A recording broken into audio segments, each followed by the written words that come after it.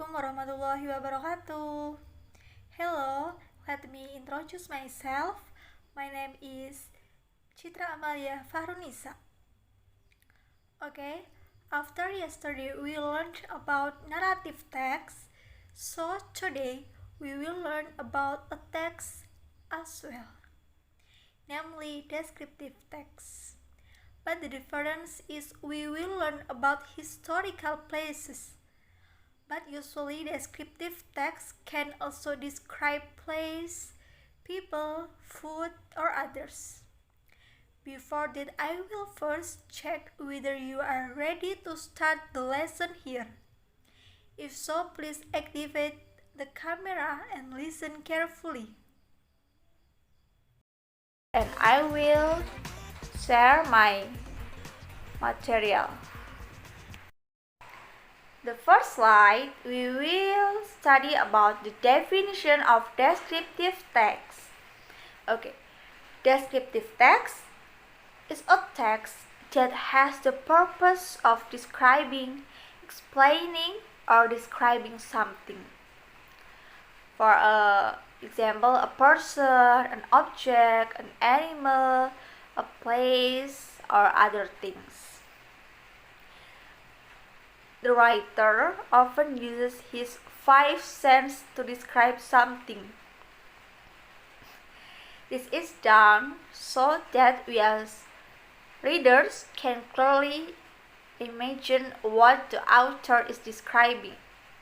Jadi intinya adalah descriptive text ini adalah teks yang tujuannya untuk mendeskripsikan, ya bisa menggambarkan, menjelaskan tentang sesuatu. Nah, sesuatu itu bisa berupa orang, objek, binatang, tempat, ataupun yang lainnya. Nah, biasanya ketika kita menulis deskriptif ini, kita tuh menggunakan panca indera kita untuk menggambarkan sesuatu. Nah, hal ini itu dilakukan supaya pembaca bisa membayangkan apa yang telah kita gambarkan. Oke.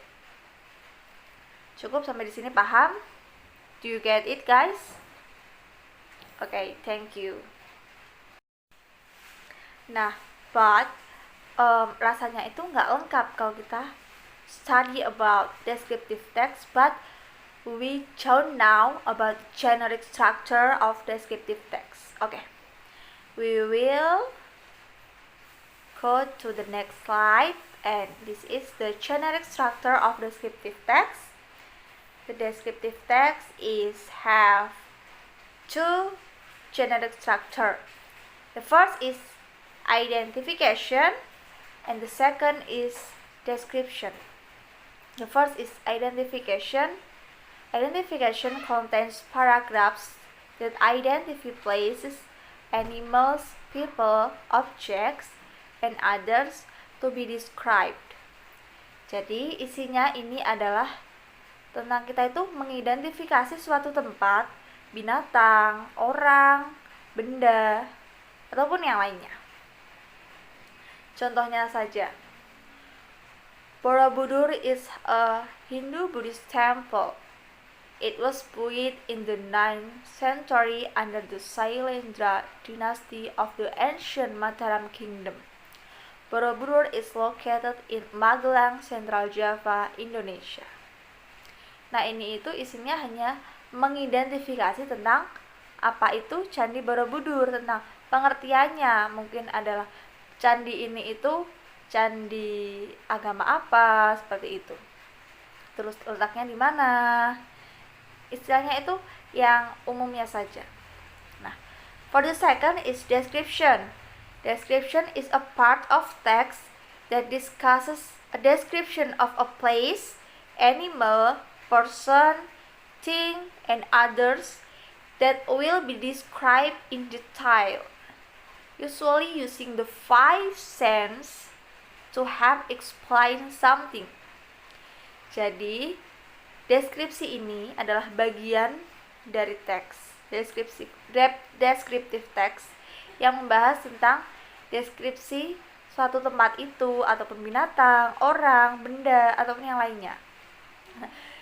Di sini itu akan dijelaskan secara lebih rinci, dan dimana kita itu menggunakan sekali lagi panca indera supaya pembaca itu bisa memahami atau membayangkan apa yang telah kita gambarkan.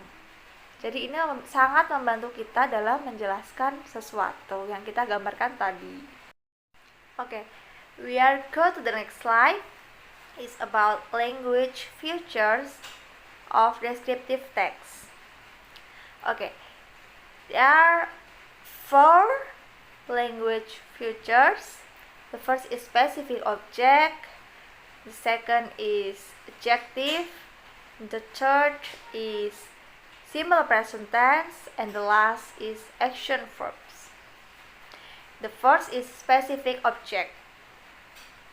In the descriptive text, we will see the object is unique, the only one in the world. For example, Borobudur Temple, planet Jupiter, my cat, and exactly.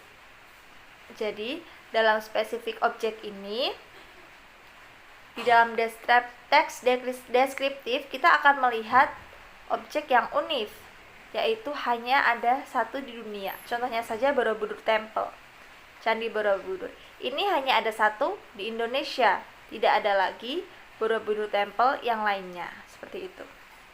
Nah, for the second is adjective.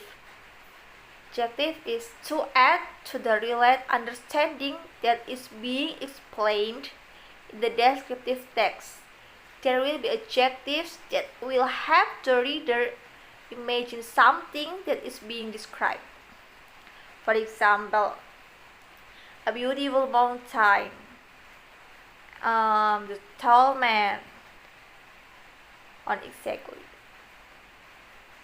Nah, jadi di dalam ini untuk menambah pemahaman kita terkait apa yang sedang dijelaskan dalam deskriptif teks, akan ada kata sifat yang membantu pembaca untuk membayangkan sesuatu yang telah dijelaskan. Jadi ini tuh akan menjadi penambah kita lebih jelas gitu. Kita akan jadi lebih mudah, lebih paham, lebih gini ya ternyata. Gini ya ternyata gitu. Jadi kalau nggak ada kata sifat ini, maybe we don't know about what to you explain, what to you write, and what to you explain, seperti itu. Jadi bagaimana teman-teman itu bisa mengolah kalimat dalam paragraf itu, di dalamnya juga harus ada kata sifat. Supaya apa? Supaya bisa lebih jelas gitu. Kalau nggak ada kata sifatnya, jadi kayak itu candi, tapi kita nggak pernah tahu tuh, nggak pernah bayangin how candi, how the candi is, misalnya what is the color, where is the candi berada, kayak gitu. Okay. For the third language features is simple present tense. The tense used in descriptive text in English uses the simple present tense. This is because something is being described based on the current state, although not always a fake. Jadi memang tenses yang digunakan dalam descriptive text ini adalah menggunakan simple present tense, yaitu dikarenakan sesuatu yang sedang kita jelaskan itu berdasarkan keadaan saat ini, meskipun memang sebenarnya itu yang kita jelaskan tidak sesuai dengan fakta yang sebenarnya terjadi. Jadi ya memang semuanya tidak selalu fakta gitu, bisa hanya berupa bayangan kita saja, sepengetahuan kita saja, seperti itu. For example, The first 5 tiers of Borobudur Temple are square and are surrounded by walls adorned with bodies sculpture in bas relief. Jadi kayak kita itu menggambarkan apa yang ada di dalam Borobudur ini, ada dinding-dinding yang penuh dengan beberapa relief seperti itu. For the last one is action verbs. There are also action verbs used in descriptive text in English.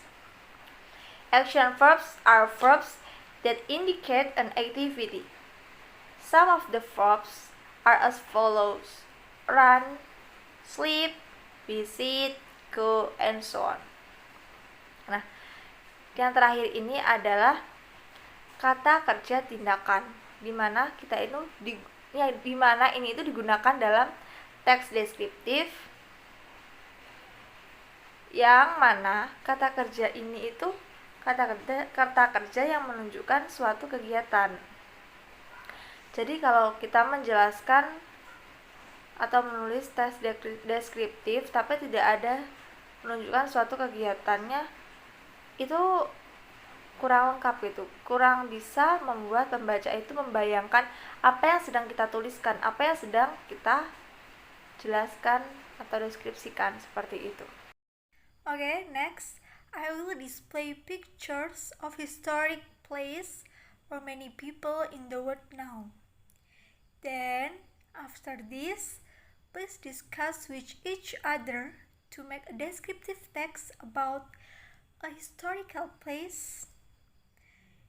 You can form groups, then the results of the discussion can be presented at the next meeting. Today's learning objectives, of course, hope that you understand what descriptive text and can make descriptive text by looking at a picture of a historical place. Okay, thank you very much. See you on the next meeting. Wassalamualaikum warahmatullahi wabarakatuh.